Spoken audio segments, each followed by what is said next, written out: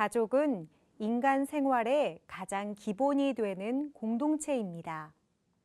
가족은 혼인, 이혼, 출생, 사망, 상속 등과 같은 상황을 통해 법과 밀접한 관계를 갖습니다. 이번 차시에서는 혼인과 이혼이 법적으로 효력을 갖추기 위해서는 어떤 법적 절차를 거쳐야 하는지에 대해 알아볼 것입니다. 또한 출생과 사망, 상속과 관련된 법에는 어떤 내용이 들어있고 어떻게 적용되는지에 대해 알아보겠습니다. 부부가 결혼을 했을 때, 자녀가 태어났을 때 법적으로 인정받기 위해서는 혼인신고와 출생신고를 해야 합니다. 다음은 혼인신고와 출생신고를 할 때 작성하는 서식입니다. 혼인신고는 구청에 가서 해야 하며 보증인이 2명 있어야 합니다. 출생신고는 아이가 태어나서 1달 이내에 해야 합니다.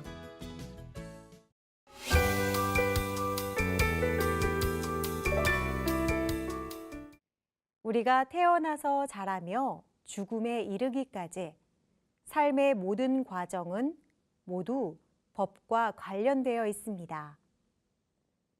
남녀가 만나 결혼해서 가정을 꾸리고 자녀를 낳아 기르는 가정생활도 법과 밀접한 관련이 있습니다. 김철수 씨와 이영희 씨의 사례를 통해 알아보겠습니다. 서로 사랑하는 사이인 철수 씨와 영희 씨가 결혼식장에서 결혼식을 올렸다면 이제 두 사람은 부부가 된 것일까요? 그렇지 않습니다. 한국에서는 혼인이 법적으로 효력을 인정받기 위해서는 혼인신고를 해야 합니다.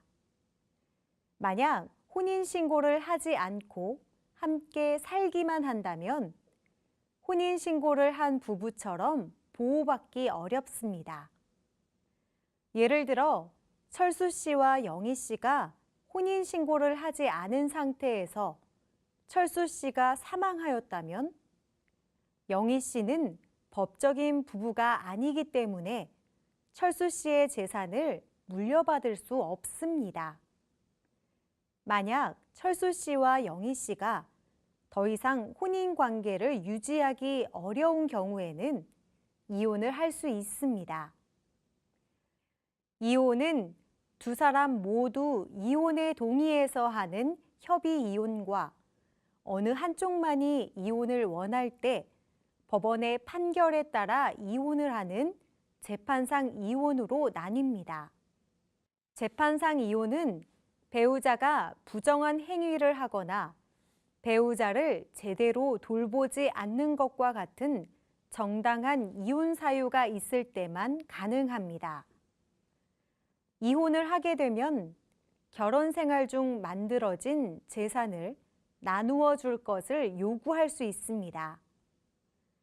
또한 이혼의 책임이 있는 배우자에게 정신적인 고통에 대해서도 위자료를 청구할 수도 있습니다.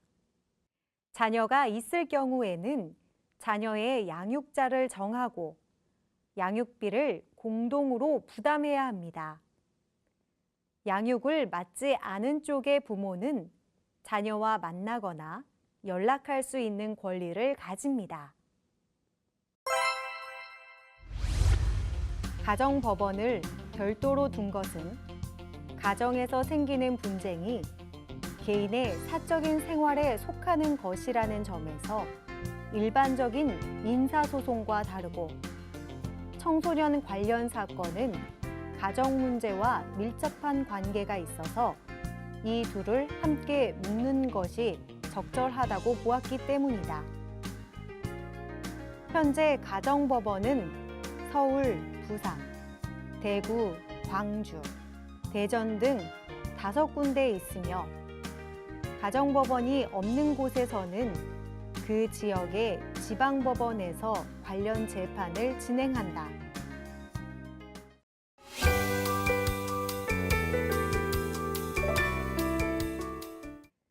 철수 씨와 영희 씨가 결혼한 뒤 몇 년 후 두 사람 사이에서 아이가 태어났습니다. 이 아이는 어떻게 한국 국민으로 인정받게 되는 것일까요?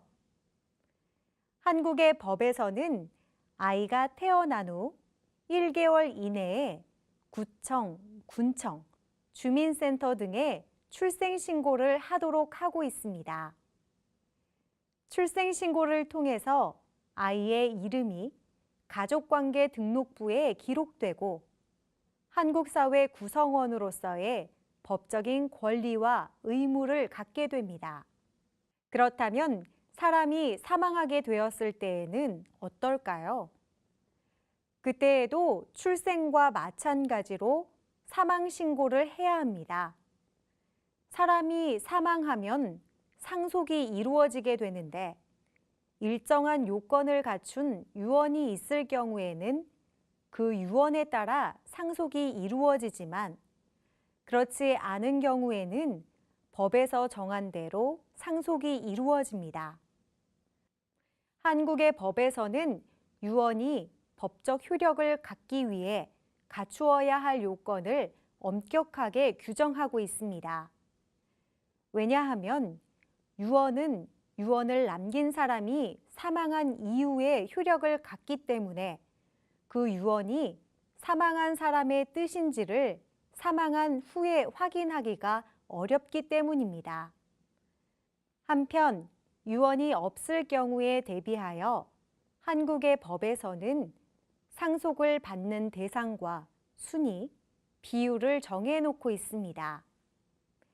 상속 순위에 따라 순서대로 상속을 받을 수 있는데 앞순위의 사람이 상속을 받으면 뒷순위의 사람은 상속을 받을 수 없습니다. 또한 배우자의 경우 자녀 등과 함께 상속을 받을 경우 다른 사람의 1.5배를 상속받습니다.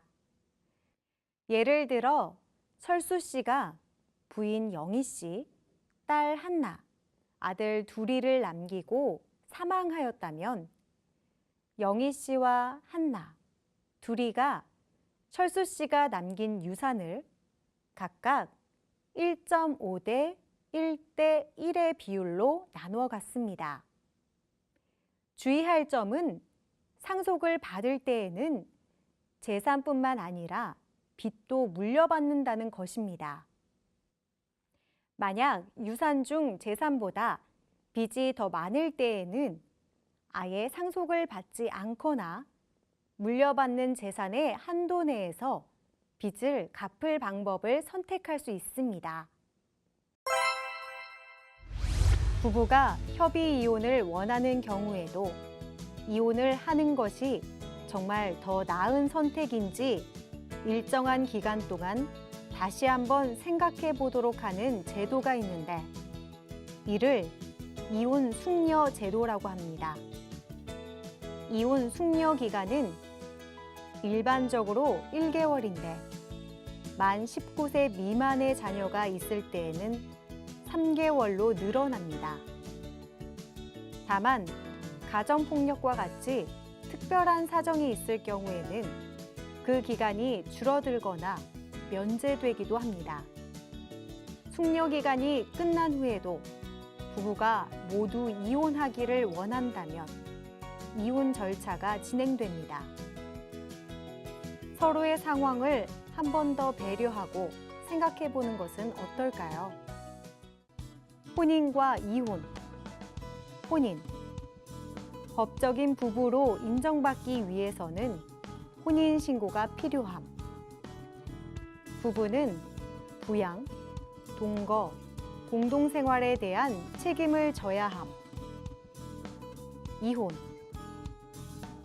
이혼의 방법에는 협의 이혼과 재판상 이혼이 있음. 이혼 시 배우자는 재산을 나눠줄 것을 요구할 수 있고 자녀의 양육자와 양육비를 공동으로 부담함. 자녀를 양육하지 않는 쪽은 자녀와 만나거나 연락할 권리를 가짐. 출생과 사망, 상속. 출생. 태어난 아기가 한국 국민으로 인정받기 위해서는 출생 신고가 필요함. 사망. 사람이 사망하면 사망 신고를 해야 하며 상속이 이루어짐. 상속. 상속에는 유언에 따른 상속과 법에 따른 상속이 있음. 법에 따른 상속의 경우 상속 대상, 순위, 비율이 정해져 있음. 상속에는 빚과 재산이 모두 포함.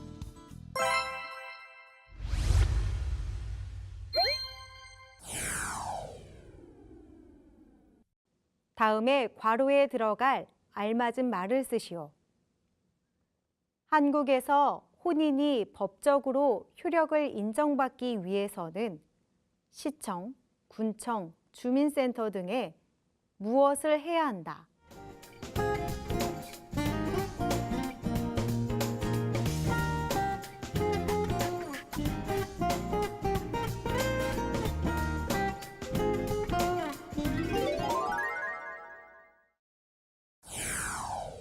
상속에 대한 다음의 글을 읽고 내용이 맞으면 O, 틀리면 X를 표시하시오. 1.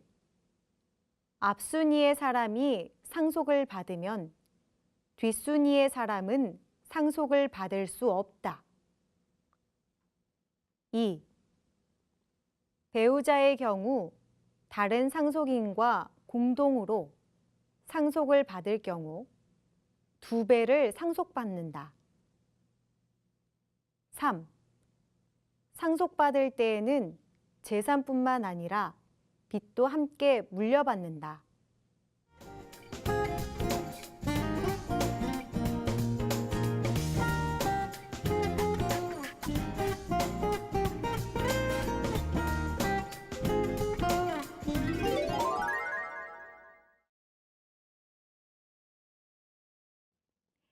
이번 차시에서는 혼인과 이혼이 법적으로 효력을 갖추기 위해서는 어떤 법적 절차를 거쳐야 하는지 알아보았습니다. 다음 차시에서는 범죄와 형벌, 그리고 범죄의 개념과 기본 원칙, 종류에 대해서 확인해 보겠습니다. 감사합니다.